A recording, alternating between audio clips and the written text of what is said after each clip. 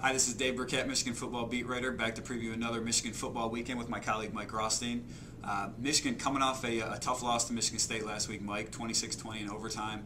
Game they really didn't deserve to win, but made a few plays late just to get to overtime. You've been around the team a little bit this week. How's their mindset?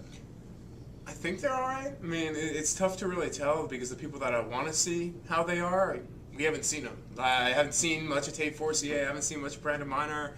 Haven't seen much of Troy Woolfolk. But Jason Olesnovich, the kicker, is really, really pumped up.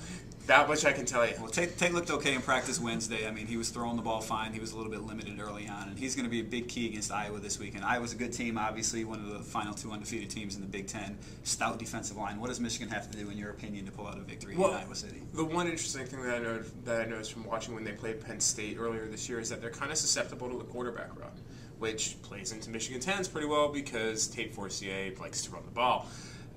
But the thing is that the way that their defense goes with just playing the front four and not blitzing a lot and going a lot of just front four, and when they do blitz, almost always getting to the quarterback, does not play into Michigan's hands because I think Penn State's offensive line might be as good as Michigan's, if not maybe a hair better.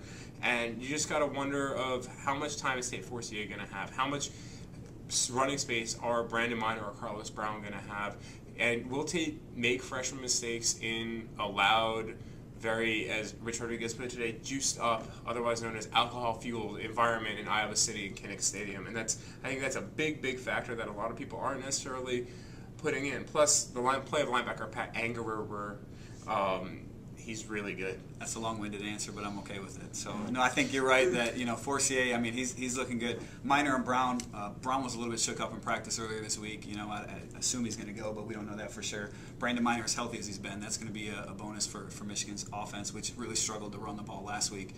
Let's go predictions, Mike. What do you see Michigan getting back on the Schneid here? No, I'm taking Iowa.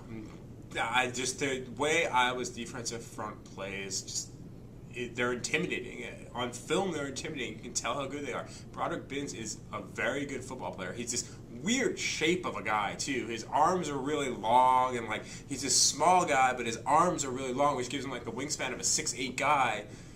But that's a pain in the butt for an offensive lineman because there's no one on their team that can replicate that. I asked Rich about it today, and he kind of just blew the question off, which tells me a lot. That said, I'm taking Iowa by about 10 because their offense is just really bad, 20-10.